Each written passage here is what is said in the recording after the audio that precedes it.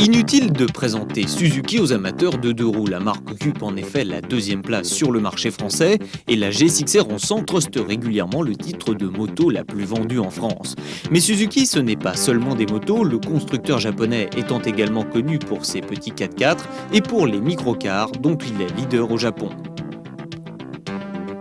À l'activité moto et à la production automobile qui atteint plus d'1 million d'unités par an s'ajoutent encore les moteurs de bateau et les générateurs qui, comme le reste des produits Suzuki, sont vendus dans 160 pays. Et la nouveauté dans tout ça, eh bien, c'est l'accréditation de Suzuki en tant que marque automobile en France, ce qui signifie que les voitures fabriquées au Japon pourront désormais être vendues chez nous, ce qui n'était pas le cas jusqu'à présent, puisque les Vitara et autres Samurai étaient assemblés en Espagne et commercialisés sous le nom de Santana. Le marché français est un marché très grand et pour nous, Suzuki, présentation de modèle Suzuki sur le marché français est très important parce que notre produit, l'automobile Suzuki, doit obliger d'améliorer qui correspondent à la demande du marché.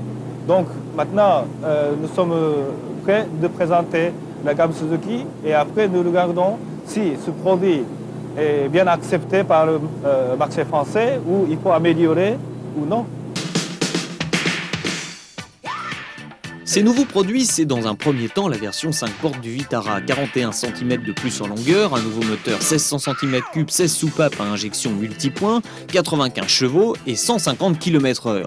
Le Vitara 5 portes a de nombreux atouts, à commencer par son prix de 135 000 francs et ne devrait pas avoir trop de mal à faire son trou car il n'a pour l'instant pas de concurrent. Ce sera plus dur en revanche pour la deuxième petite nouvelle, la Swift qui elle s'attaque au marché très disputé des petites sportives. L'image de marque Suzuki est un peu sportive. C'est pourquoi, dans un premier temps, nous avons décidé d'importer et distribuer de la Swift qui permettent de créer une image de marque Suzuki sportive sur le marché français. Évidemment, après, c'est une question de la demande de la marché.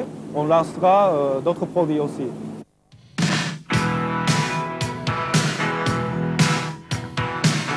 Swift en japonais, cela veut dire rapide. La petite Suzuki annonce donc d'entrée la couleur. Son look affirme d'ailleurs son caractère sportif, avec des pare-chocs, un béquet et des bas de caisse peints à la couleur de la carrosserie.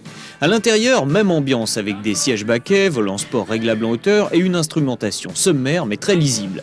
L'équipement lui est complet, vitres et rétro-électriques, direction assistée, mais malheureusement pas de verrouillage centralisé. Le morceau de choix, c'est le moteur, 1300 cm3 seulement, mais 2 arbres à cam en tête, 16 soupapes et une injection multipoint. Résultat, 101 chevaux à 6400 tours, l'expérience de la moto est passée par là.